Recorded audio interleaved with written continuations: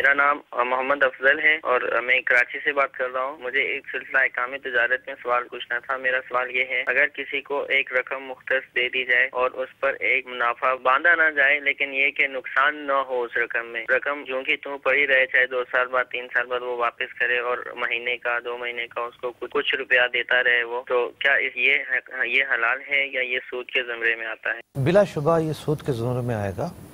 وجہ اس کی یہ ہے کہ جو رقم آپ نے دی ہے وہ اس کو قرضے میں دی ہے، اور قرضے کے اوپر نفع ملنا یہی سود ہے. حدیث مبارکہ میں ارشاد ہوا کل قرض جر منفعۃ فہو ربا، یعنی ہر وہ قرض جس پر نفع دیا جائے وہ سود ہے. یہاں شاید ان کو یہ اشکال وارد ہو رہا سب، چونکہ مقرر نہیں ہے نا، کمی بیشی ہو رہی ہے، کمی بیشی ہو رہی ہے، مرضی سے دے رہا ہے جی، لیکن وہ دے کیوں رہا ہے؟ آپ کے پیسوں کے اوپر پیسہ دے رہا ہے نا. صحیح.